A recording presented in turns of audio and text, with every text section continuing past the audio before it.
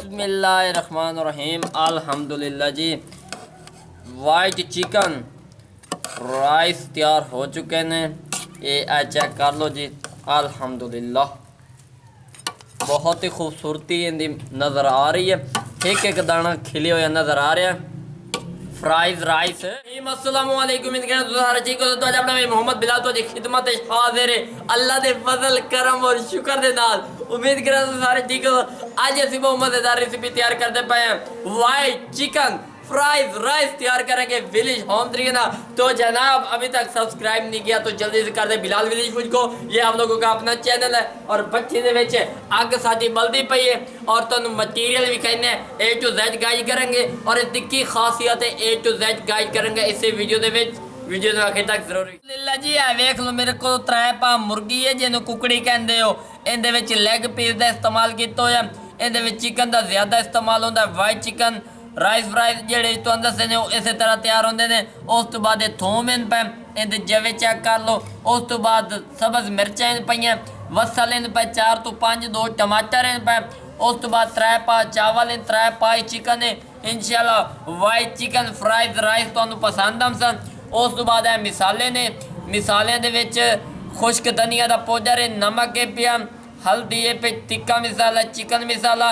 उस तो बाद गरम मसाला साबित है पिया और दालचीनी है पई। तो ये मिसाले इं समझो यूज़ करने वाले पे। अग बल गई हुण असीं अगले स्टैप की तरफ चलने तो तुहानू गाइड करें। जिवें कि तुहानू पता है भट्ठी दे विच अग बल चुकी है। हुण मैं पतीला रखदा पिया खूबसूरत जिहा। बिस्मिल्लाहिर्रहमानिर्रहीम। इस पतीले दे विच मैं पावना घ्यो। घ्यो की मिकदार तुहाडे सामने पावांगे और इंशाल्लाह तुहानू मज़ा आएगा। स्टैप बाय स्टैप तुहानू गाइड करेंगे। बिस्मिल्लाहिर्रहमानिर्रहीम। घ्यो मैं इहदे विच पा दिता है। इस घ्यो नूं असीं मेल्ट करेंगे वा तो तुहानू असीं इहदी मज़ीद लुक विखाने ए टू जेड तुहानू गाइड कर। अल्हम्दुलिल्लाह जी चेक कर लो घ्यो फुल गर्म हो चुका है। हुण असीं इहदे वसल पैंदे पे। बिस्मिल्लाहिर्रहमान। अल्हम्दुलिल्लाह जी वसल रोस्ट हो गया। हुण चिकन पैंदे पे। बिस्मिल्लाहिर्रहमानिर्रहीम। चेक कर लो जी चिकन असीं इहदे विच पा दिता है। इस चिकन नूं हुण असीं रोस्ट करेंगे चंगी रीत वा तो तुहानू असीं इहदी शिकल विखाने उतनी देर च असीं मसाले वगैरह की कटिंग कर लो। अल्हम्दुलिल्लाह जी चिकन रोस्ट हो चुका है। हुण मरचा ते थोम का पेस्ट पैंदे पे। बिस्मिल्लाहिर्रहमानिर्रहीम। चेक कर लो जी ये असीं इहदे विच पा दिता है। हुण असीं जिहड़े दूजे मसाले ने उन्हां दी तरतीब वाइज ओह विच पैने पे। उन्हां दे विच पहले नंबर ते हैं टमाटर।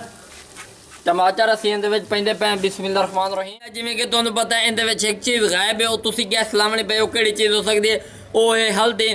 वीवर इहदे विच हल्दी असीं नहीं यूज़ कर रहे क्योंकि वाइट चिकन फ्राइज राइस तैयार कर रहे हैं। इंशाल्लाह तुहानू मज़ा आमसी। ये वेख लो ये मिसाले हुण असीं पैंदे पे इहदे विच और बोनी इहदी बहुत अच्छी लग रही है। बिस्मिल्लाहिर्रहमानिर्रहीम। ये सारे मिसाले असीं पा दिते ने। मिसालियां दी तरतीब तुहानू विच दस दित्ती है भाई किहड़े किहड़े असीं इहदे विच पा रहे हैं।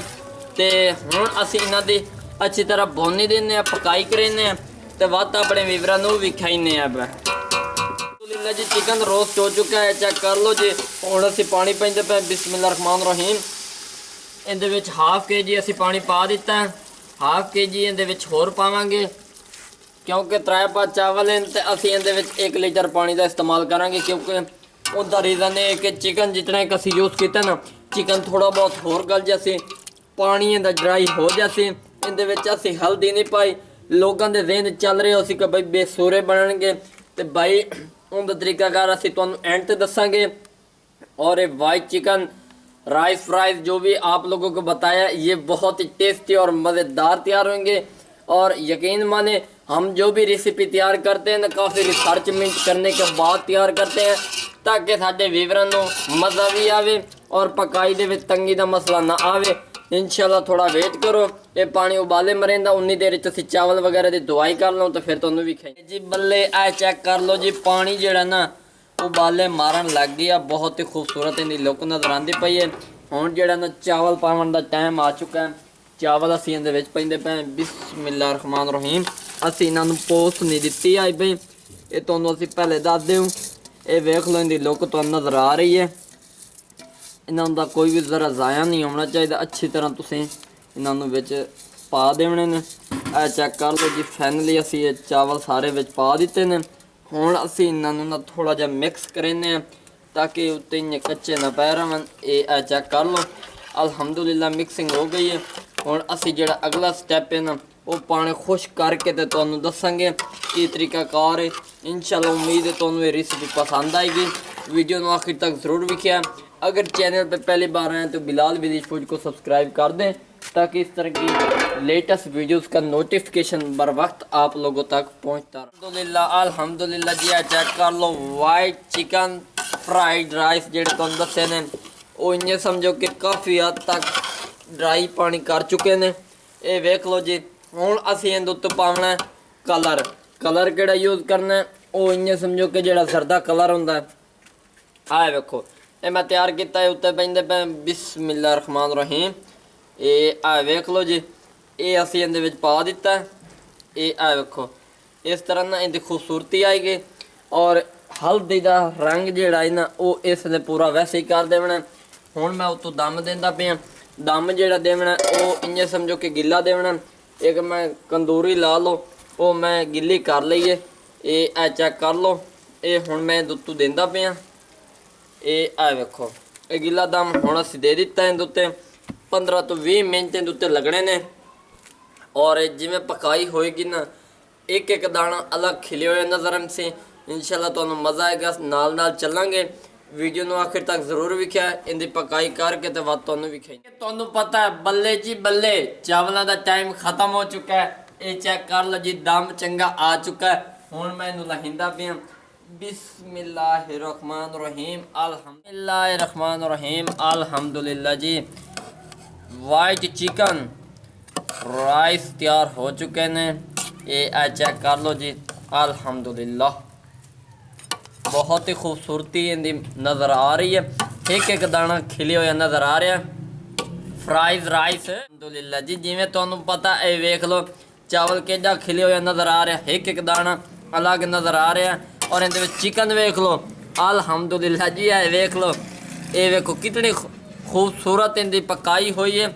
लैग पीस के विच नज़र ही नहीं आता पिया। सारी बोटी उनके विच मेल्ट हो चुकी। इतना गोश्त अंदर स्टीम हो चुका है रोस्ट हो चुका है। ये चेक कर लो जी।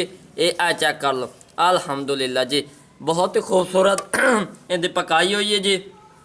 हुण मैं इनका टेस्ट करें ना वो अपने व्यूअरां नूं विखाइना कि कितना मज़ेदार वाइट चिकन राइस तैयार होए ने। बिस्मिल्लाह रहमान रहीम जी। सलाद मैं तैयार किया मूली गाजर तो खीरा। ये थोड़े जे उत्तों पैने हाजमे कण क्योंकि बंदे अक्सर चावल खाते ना बिरयानियां शरियानियां तो उन्होंने साह चढ़ जाता तो उनके कण भाई हाजमे कण ये भी ज़रूरी है। बिस्मिल्लाहिर्रहमानिर्रहीम अल्हम्दुलिल्लाह जी।